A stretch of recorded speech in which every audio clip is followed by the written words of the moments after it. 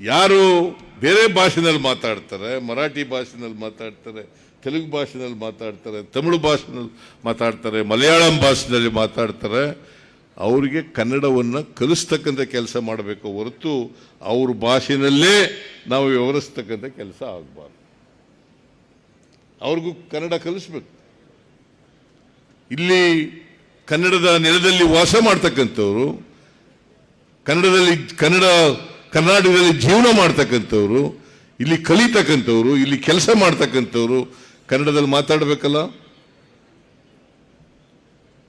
ಅದಕ್ಕೋಸ್ಕರ ಈ ಕನ್ನಡ ಗಟ್ಟಿಯಾಗಿ ಉಳಿಬೇಕು, ಗಟ್ಟಿಯಾಗಿ ಬೆಳೀಬೇಕು, ಎಂದೆಂದಿಗೂ ಕೂಡ ಕನ್ನಡಮಯ ಆಗಿರಬೇಕು ಕರ್ನಾಟಕ ಅಂತಕ್ಕಂಥದಕ್ಕೋಸ್ಕರವಾಗಿ ನಾವು ಈ 1 ವರ್ಷ ಕರ್ನಾಟಕ ನಾಮಕರಣ ಆಯ್ತಲ್ಲ, ಈ 1 ವರ್ಷವನ್ನು ಆಚರಣೆ ಮಾಡ್ತಕ್ಕಂಥ ಕೆಲಸವನ್ನು ಮಾಡ್ತಾ ಇದ್ದೀವಿ.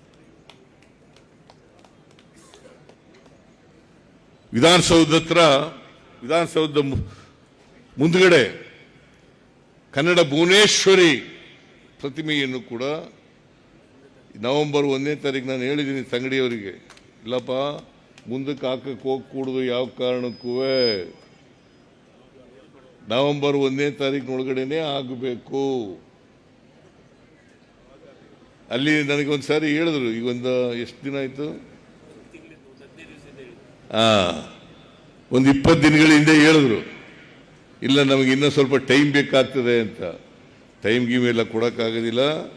ನೀನು ಕನ್ನಡ ಸಂಸ್ಕೃತಿ ಇಲಾಖೆ ಸಚಿವನಾಗಿದೆಯಾ, ಅಲ್ಲೇ ಹೋಗಿ ಕೂತ್ಕೊಂಡು ಅದನ್ನು ಮಾಡಿಸಿ, ಯಾಕಂದರೆ ಕಂಚಿನ ಪ್ರತಿಮೆ ಆಗಬೇಕಲ್ಲ, ಸ್ವಲ್ಪ ಸಮಯ ಬೇಕಾಗ್ತದೆ ಅಂತ ಹೇಳಿದ್ರು. ಆಗಬಾರದು. ನಾವು ಕೂಡಲೇ ಅದನ್ನು ನವೆಂಬರ್ 1ನೇ ತಾರೀಕಿಗೆ ಅದನ್ನು ಉದ್ಘಾಟನೆ ಮಾಡ್ತಕ್ಕಂಥ ಕೆಲಸ ಆಗಬೇಕು. ಅದರಿಂದ ಇಡೀ ರಾಜ್ಯದ ತುಂಬ ಕನ್ನಡದ ರಥ ಓಡಾಡ ಇದೆ. ಇಡೀ ರಾಜ್ಯದ ತುಂಬ ಹಂಪಿನಲ್ಲಿ ಪ್ರಾರಂಭ ಆಯಿತು. ನವೆಂಬರ್ 1ನೇ ತಾರೀಕು 2, ನವೆಂಬರ್ 2ನೇ ತಾರೀಕು ಹಂಪಿನಲ್ಲಿ ಪ್ರಾರಂಭ ಆಯಿತು. ನವೆಂಬರ್ 3ನೇ ತಾರೀಕು ಗದಗ್ನಲ್ಲಿ ದೊಡ್ಡ ಸಭೆ ಮಾಡಿ ಅದನ್ನು, ಯಾಕಂದರೆ ಗದಗ್ನಲ್ಲೇ ನಾಮಕರಣ ಆಗಿದ್ದದು, ಅದಕ್ಕೋಸ್ಕರ ನಾವು ಅಲ್ಲೇ ಮಾಡಬೇಕು ಅಂತೇಳಿ ಗದಗ್ನಲ್ಲಿ ದೊಡ್ಡ ಸಭೆಯನ್ನು ಮಾಡ್ತು. ಅದಾದಮೇಲೆ ಅನೇಕ ಭಾಗಗಳಲ್ಲಿ ಈ ಸಭೆ ಮಾಡಿದೆ, ರಥ ಓಡಾಡಿದೆ. ಕನ್ನಡ ಅಭಿವೃದ್ಧಿ ಪ್ರಾಧಿಕಾರ ಮತ್ತು ಕರ್ನಾಟಕ, ಆಮೇಲೆ ಕನ್ನಡ ಸಂಸ್ಕೃತಿ ಇಲಾಖೆಯವರು ಒಟ್ಟಿಗೆ ಸೇರಿ ಮಾಡ್ತಾ ಇರ್ತಕ್ಕಂಥ ಕೆಲಸ ಇದಾಗಿದೆ.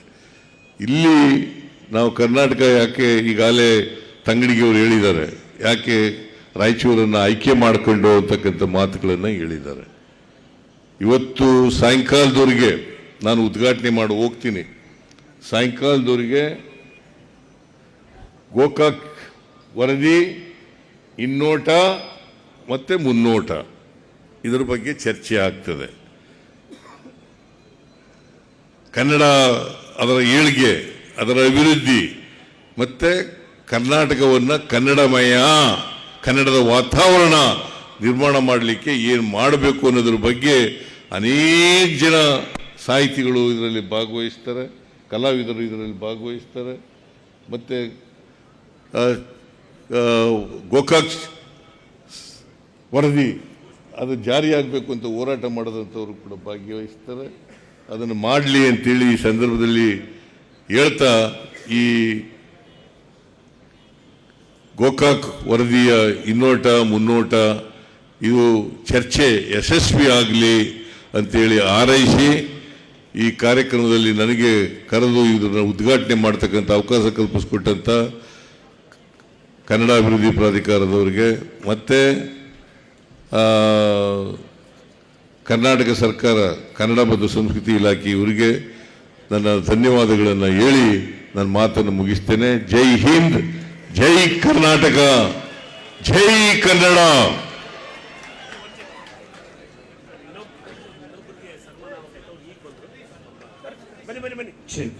ಬಂಧುಗಳೇ, ಒಂದು ಐತಿಹಾಸಿಕ ಕಾರ್ಯಕ್ರಮವನ್ನು ಉದ್ಘಾಟಿಸಿ ನಮ್ಮನ್ನು ಉದ್ದೇಶಿ ಮಾತನಾದಂತಹ ಸನ್ಮಾನ್ಯ ಮುಖ್ಯಮಂತ್ರಿಗಳಂತ ಶ್ರೀಯುತ ಸಿದ್ದರಾಮಯ್ಯರಿಗೆ ಮತ್ತೊಮ್ಮೆ ಧನ್ಯವಾದಗಳನ್ನು ತಿಳಿಸ್ತಾ, ಇದೀಗ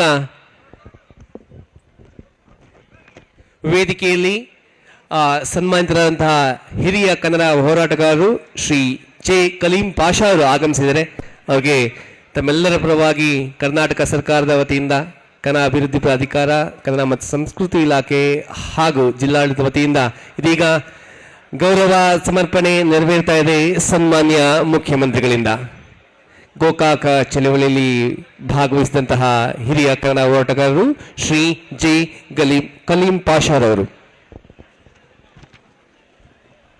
ಹಾಗೆ ವೇದಿಕೆಯಲ್ಲಿ ಕಾರ್ಯಕ್ರಮದ ಕೊನೆಯ ಹಂತ ವಂದನಾರ್ಪಣೆಯನ್ನು ನೆರವೇರಿಸಿಕೊಡಬೇಕಾಗಿ ನಾನು ರಾಯಚೂರು ಜಿಲ್ಲೆಯ ಅಪರ ಜಿಲ್ಲಾಧಿಕಾರಿಗಳಾದ ಶ್ರೀ ಶಿವಾನಂದ ಭಜಂತ್ರಿ ಅವರನ್ನ ವಿನಂತಿ ಮಾಡ್ಕೊತಾ ಇದ್ದೀನಿ. ಕನ್ನಡಿಗರ ಮೆಚ್ಚಿನ ನಿಮ್ಮ ನ್ಯೂಸ್ 18 ಕನ್ನಡ ಈಗ ವಾಟ್ಸ್ಆಪ್ನಲ್ಲಿಯೂ ಲಭ್ಯ.